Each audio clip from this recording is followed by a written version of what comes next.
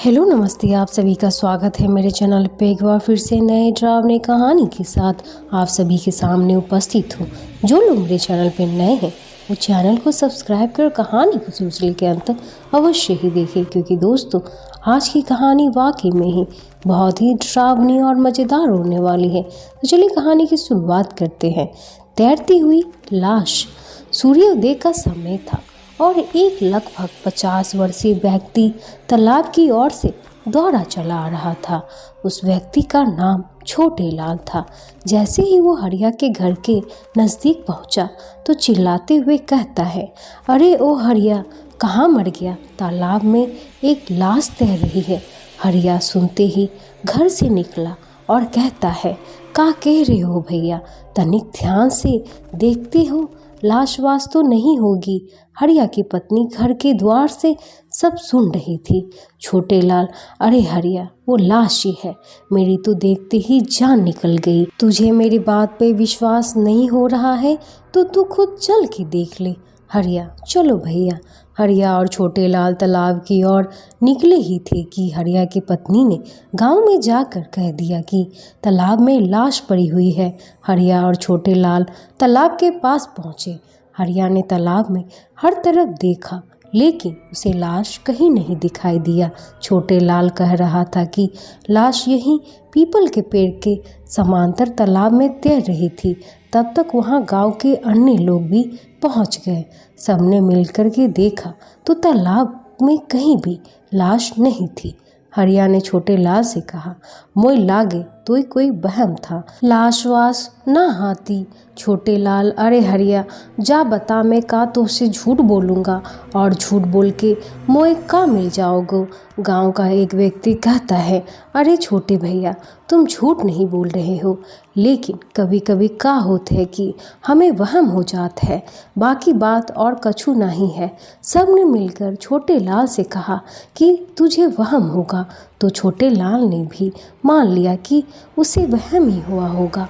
लेकिन छोटे लाल को पूरा विश्वास था कि उसने तालाब में लाश देखी है।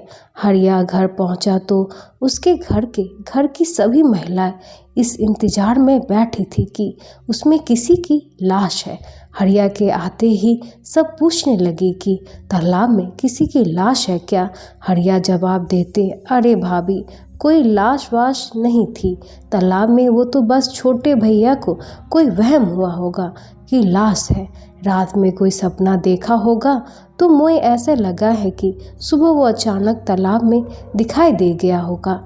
वो सभी महिलाएं अपने अपने घर को चली जाती है, लेकिन गांव में इस तरह की बातें आग की तरह फैलती जा रही थी।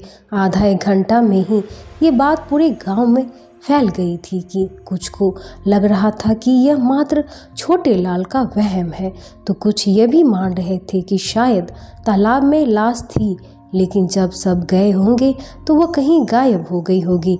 बहरहाल सच क्या था यह तो किसी को पता नहीं था, लेकिन सिर्फ लाश के डर से ही गांव वालों में अपने बच्चों को तालाब के पास जाने से इनकार कर दिया था। जिन्हें लग रहा था कि वहां लाश नहीं है, उन्होंने भी अपने बच्चे को तालाब में जाने से मना कर दिया था। भले ही गांव वाले को लग रहा था कि वो छोटे लाल को मात्र एक वहम है, लेकिन पूरा गांव में उस लाश का डर जरूर था। लगभग 1 महीने बीत गए थे, लेकिन दोबारा फिर कभी किसी को तालाब में लाश नहीं दिखी। अब तालाब पर दोबारा बच्चे और बूढ़े सभी जाने लगे। गर्मियां भी खत्म होने लगी थी। 14 जून के आसपास साल की पहली बारिश भी हो गई, लेकिन दोबारा किसी ने उस लाश को नहीं देखा। धीरे धीरे बारिश से ही तालाब में थोड़ा जल स्तर बढ़ गया था। 14 जून से बारिश शुरू हो गई थी और 20 जुलाई आ गई। हर रोज बादल बरसते रहते थे, लेकिन लगभग जुलाई के अंत में बहुत तेज बारिश हुई और तेज बारिश के कारण तालाब की नहर खोलने तक की नौबत आ गई। गांव के मुखिया ने जल अधिकारियों से बात करके तालाब की नहर चालू करने का फैसला लिया। अधिकारी कुछ मजदूरों के साथ नहर खोलने गए तो जहां नहर से पानी तालाब से बाहर की ओर जाना था, वहीं वह लाश पुनः दिखाई दी। जब मजदूरों को लाश दिखी तो उन्होंने नहर खोलने से पहले तय किया कि नहर खोलने से यह बात अधिकारी को बताई जाए। अधिकारी थोड़े ही दूर मुखिया के साथ बात कर रहा था जब मजदूर अधिकारी के पास पहुंचे और अधिकारी को बताया कि जहां नहर है वहीं एक लाश पड़ी है। जैसे ही मुखिया ने सुना तो वो समझ गया कि यह वही लाश है। मुखिया ने तनिक भी समय नहीं दिया और दौड़कर नहर के पास पहुंच गया। लाश को देखते ही मुखिया के पसीने छूट गए, क्योंकि उस लाश में उसे अपने मरे हुए पिता की छवि दिखाई दे रही थी। मजदूरों ने भी पहले लाश के चेहरे पर गौर नहीं किया था।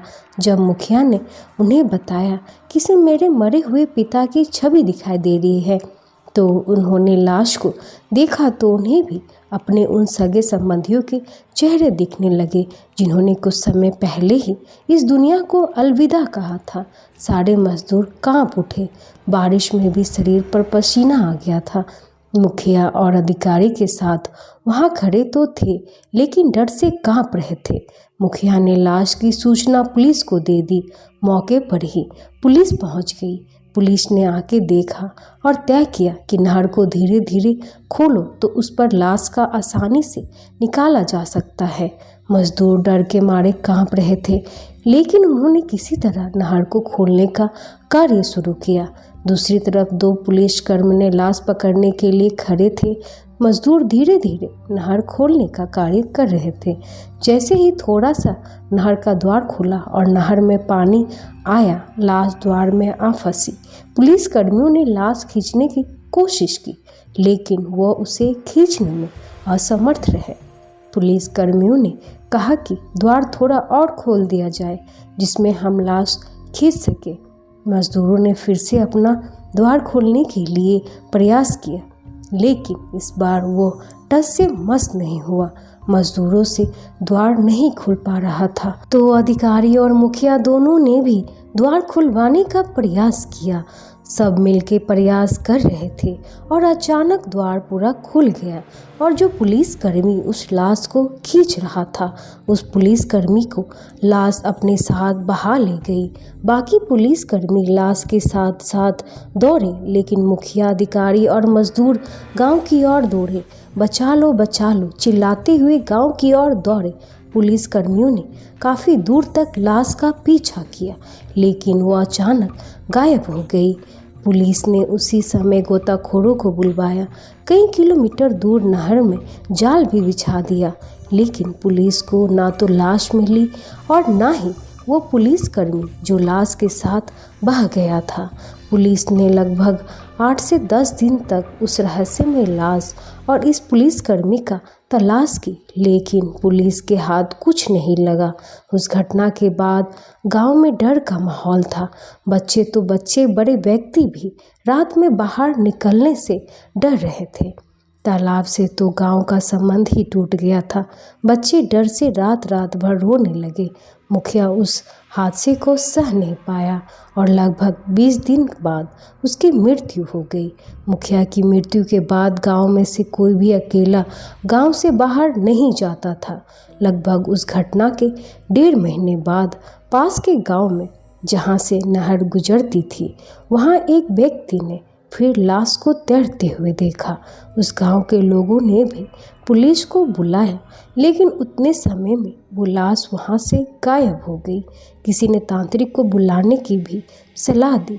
कुछ दिन बाद गांव वाले एक तांत्रिक को भी लाए, लेकिन तांत्रिक से भी कुछ नहीं हुआ। उसके बाद उस गांव में हर रोज किसी न किसी को वो लाश दिखती ही रहती थी, लेकिन कुछ ही क्षण में गायब भी हो जाती थी। हर बार लाश अलग अलग स्थान पर दिखाई देती थी। लाश ने कुल मिलाकर के 13 लोगों को अपना शिकार भी बना लिया था। आसपास के गांव में यह उस रहस्यमय लाश को डर से आग की तरह फैल रहा था। लोगों ने डर के मारे किसी भी तालाब के पास जाना बंद कर दिया। तालाब और बादल में बिजली भी कड़कती थी, तो जैसे आज लाश कह रही है कि वो किसी और को ले जाएगी। बारिश की एक एक बूंद एक तीर की तरह लगती थी। बारिश की बूंदों जो लोगों पर घाव कर रही थी, वो घाव दिख जरूर नहीं रही थी, लेकिन इस घाव से इंसान अंदर ही अंदर मर रहा था। यह खबर एक ब्राह्मण को पता चली कि एक तैरती हुई लाश लोगों को अपना शिकार बना रही है।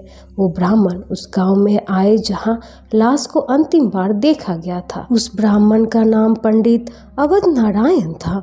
उस ब्राह्मण ने अपने ज्योतिषी शास्त्र से तैरती हुई लाश को आजीवन में अदृश्य कर दिया और बिना रुके तैरते रहने के लिए बाध्य कर दिया। उसके बाद वो लाश किसी को नहीं दिखाई दी, लेकिन डर आज भी बना हुआ है। आज भी उस गांव में तैरती हुई लाश के नाम से लोगों में कांपने लगते हैं। लोगों का डर अभी भी बना हुआ है कि ये तैरती हुई लाश फिर उनके सामने ना आ जाए। तो दोस्तों, आज की डरावनी कहानी आप सभी को कैसी लगी, प्लीज़ मुझे कमेंट करके बताएं। और आप किस तरह कहानी को देखना सुनना पसंद करते हैं, ये भी मुझे कमेंट करें। मैं अवश्य ही आपके लिए वो कहानी लेकर के आऊँगी। तो मिलते हैं कैसे नए डरावनी कहानी के साथ। कहानी पसंद आए तो लाइक शेयर सब्सक्राइब कर लेना। And thank you for watching.